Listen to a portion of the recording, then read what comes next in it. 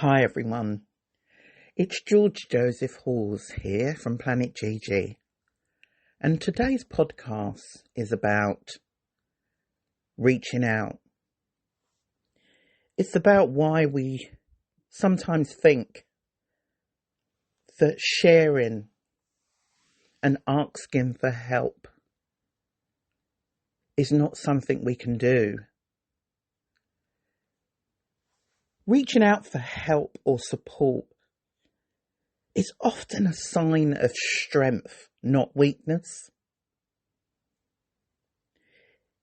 It demonstrates self-awareness, courage, and the willing to connect with others.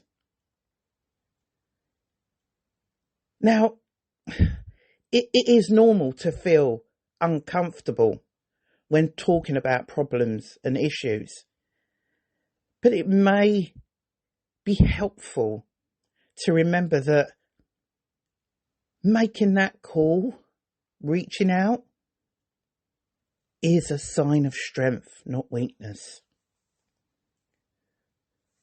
It goes through our heads sometimes where we say things to ourselves like, no, my problem is not that important. And it's definitely going to be seen as, well, why can't they sort it out themselves? Do they know there's bigger problems out there? And we have that whole conversation with ourselves. And by the time we're finished having that conversation, argument, question time with ourselves, we stop ourselves from sharing. And then we've added to what we're going through. Because not only do we have that initial issue that we need to talk to somebody about, we have now added the problem of sharing it as another issue. Sometimes the strongest people are the hardest people to support because they show this outer strength, because they show that they have this. They've got it. They're the gurus. They're the oracles. They know stuff. But I can tell you from personal experience, they might know stuff, but they don't actually know how to truly fix themselves. Because that's not what they've trained themselves to do. They'll identify things. They're problem solvers. They're solution makers. But when it comes to their own problems, they will not share. And it's all around the fact where, because of that conversation they've had with themselves, because of what they've seen, or maybe even supported, they feel that whatever's going on with them is not important enough to share.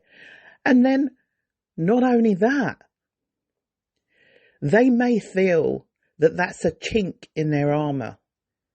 It then shows that they're not the person you need to come to. Because look at what's going on with them. So they keep it in because they want to show that they are that solid support. And by sharing with you that they also have issues, will identify that they may not be the person. But guys, I plead with you.